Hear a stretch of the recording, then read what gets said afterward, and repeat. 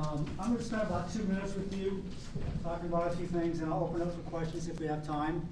But what I want to first do is read a few things so that we're all on the same page as it relates to the Kootenai Hospital. The Kootenai Hospital District, and that is the legal name, you guys probably know it as Kootenai Health.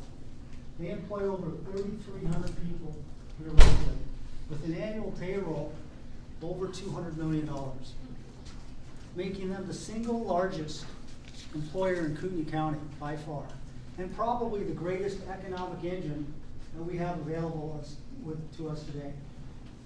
The hospital district was established in 1956. It's governed by a 7-member elected, nonpartisan, volunteer board. 2 of those positions are up for election May 21st. Now, Kootenai Hospital District is the dominant healthcare provider here, so it influences the healthcare that we all receive.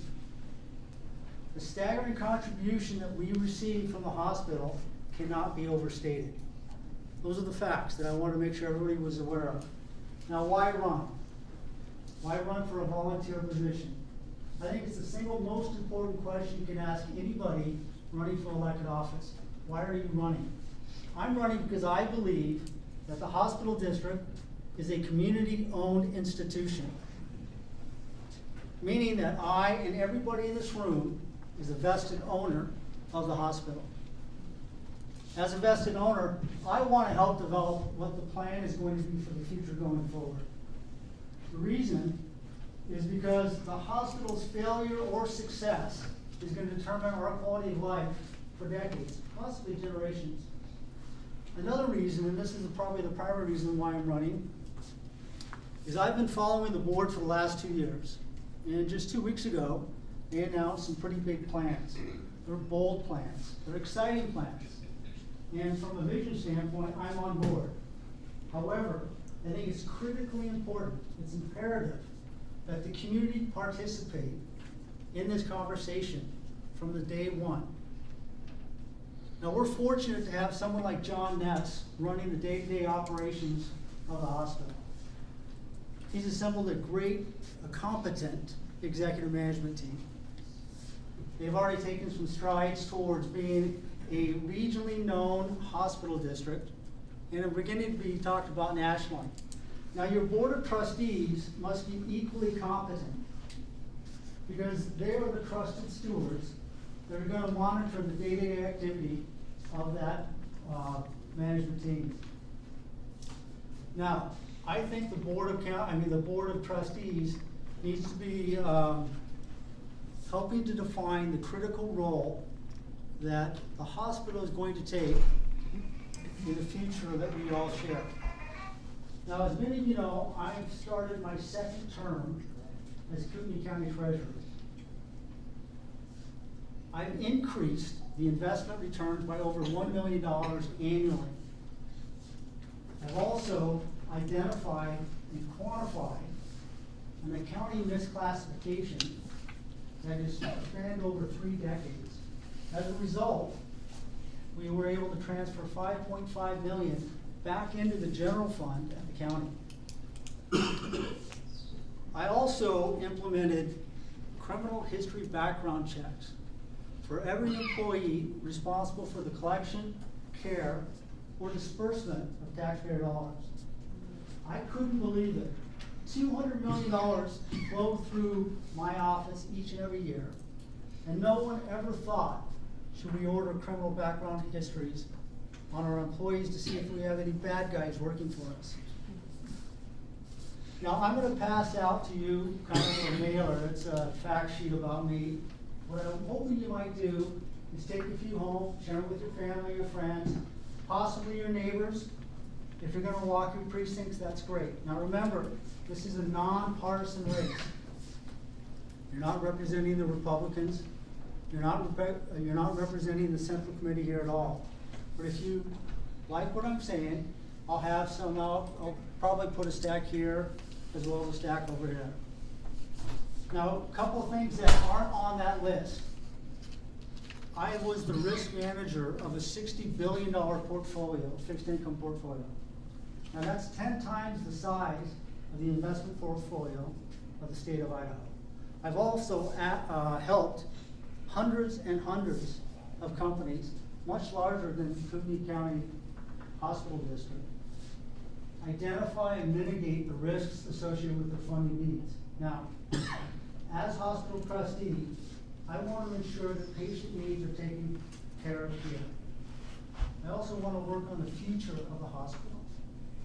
Now, that's about 2 minutes. If you'll indulge me, I'll stand for some questions. Do we have any questions? No questions? I have one. Yes. This election is countywide, or is it just? Countywide. It is countywide. Okay, so everybody in this room is gonna have, every precinct is gonna have your name on a ballot. And, how many people are running for that particular seat? There's 6. 6 people running for it. For 2 positions. For 2 positions, okay. And they are going to determine what the hospital's gonna look like going forward. Were any of you guys, yes, Brent? I didn't mean to interrupt. Were any of you guys at the speech that John Ness gave 2 weeks ago? Show of hands. They've got some pretty bold plans. It's gonna be requiring a heavy lift from the community. You guys have all heard of the Mayo Clinic out in Rochester, New York, Rochester, Minnesota, right? Right now, they are under a $5.6 billion capital improvement in the hospital. Now, I don't think that's what he's envisioning. God, I hope not. But they are going to need some help from the community to making these plans come to fruition. I want to be a part of that. Hopefully you guys are paying attention and you want to be a part of it as well. Go ahead, Bill. Do you have relationships with any board members currently? What kind of relationship are you talking about? Do you know them? Do you? I know probably half of them. I've spoken with 2 of them. I've met with John Ness a couple times. We've talked a little bit philosophically what's going on at the board. So I think there's 2 of them, possibly 3 that I haven't met. Steve, Yes, how long is the term? it's a 6-year term. I have a question. Yes.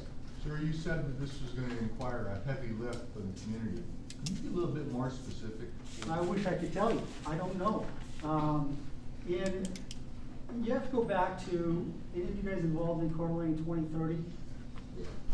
That was kind of a brainstorming idea. That was kind of where the creation of this was started. And then now there's been a couple studies since then. They've admitted they're gonna need a lift, they're gonna need help from the public. So it's gonna be What is a lift? infrastructure. What is a lift? It's gonna be a financial, probably health corridor, URD money. And what they wanna do is rebuild the infrastructure, roadways, probably a park up there. What do you call it? Like, I don't remember what the term that they use, but new sidewalks, straightening out roadways, reconfiguring it, taking over property that they think they need for future expansion. My belief is they're not gonna levy taxes because they haven't done that since 1995, I believe. But they've already met with Ignite CDA, which is the URD for the city of Coeur d'Alene. And I think they want them to do the heavy lifting, meaning that they're gonna do a new URD and siphon off that money to help pay for this infrastructure. The dollar amount, I have no idea. It's gonna be significant. Steve? Yeah, The hospital district and the property in the hospital district, that's off the property tax rolls? Is it? almost all of it, not all of it. They did some things back, I think, in the 80s where some of the properties in Post Falls, we were convinced to keep them on the payroll, on the property tax roll, but most of them. It's good. Thank you very much. Oh, what? 2 more. Down at the end. All right. Barbara? My question is, I was wondering, with 6 people running and 2 spots, when you vote, do you vote for 2 different people, or does the top people, the top getter get in and then You get to have the cast second? 2 votes. Pardon? You get to cast 2 votes, Get to cast 2. and then they're gonna tally up all the votes, and the 2 with the largest number of votes are the winners in the Zoom office. Yes. So there'll be a list and it'll say vote for two. Right. Two services. Mike? Yeah, you said there were 3,300 employees. Yeah. Of those 3,300 employees, do you have a sense of what the percentage are of actual medical providers, i.e. physicians, physicians assistants, nurses, X-ray I know the technicians? physicians is in the middle 200s. I don't know about And the- do you know what that is compared to before Obamacare? Here locally, it's dramatically higher because the county has been growing, or I should say the hospital district has been growing dramatically. You go back 20 years ago, it was half the size it is today. So But the percentage percentage of medical. of providers versus total employees is what I'm getting at. I would And that's imagine- not part of your job, and Yeah, I understand that. I would imagine the percentage has stayed relatively constant, just because I don't think there's been a shift in the way it was provided. But no, I don't have an answer to your question. Thank you, Steve. Thank you.